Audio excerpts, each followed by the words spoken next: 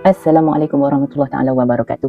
Jadi video yang kedua ni saya nak bagi kita sikit kehidupan orang kutuk belakang, orang dengki, orang kata kat belakang tentang kehidupan saya untuk bangunkan kampung, untuk bangunkan surau, untuk bangunkan macam-macam lagi tolong sana sini.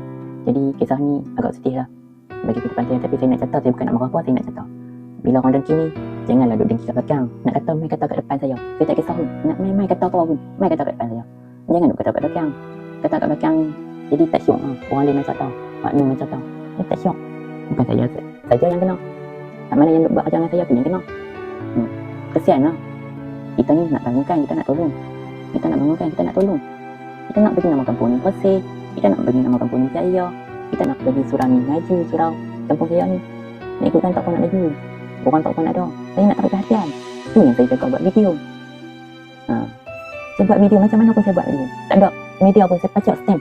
Saya buat sendiri. Itulah kisah saya. Tapi nak buat macam mana? Orang kutuk belakang, orang duduk kata macam, orang dengki, orang melak, macam-macam lagi. Jadi saya nak bagi tahu video ni tak panjang ke mana lah, sikit je lah. Nampak tengok video ni sampai habis lah. Tolong support saya lah, saya minta tolong support saya. Kisah orang kutuk belakang ni bukannya orang kata nak kata main kata depan. Saya tak kisah main kata depan, tak support orang kat mana pun.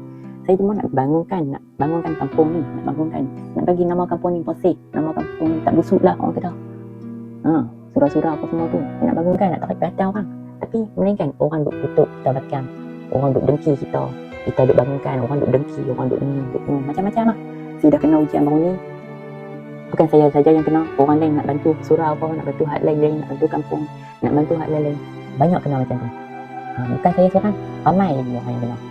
Jadi hampa tengok video ni sampai habis, hampa tolong tak ikut, hampa pergi komen macam mana nak buat. Bagi tahu kat saya, hampa pergi komen, hampa pergi share kat TikTok dan Facebook, hampa pergi komen bagi tahu kat saya macam mana nak buat. Okay, insyaAllah saya akan sihat ni, saya akan mula balik kehidupan aku. Sempoi again.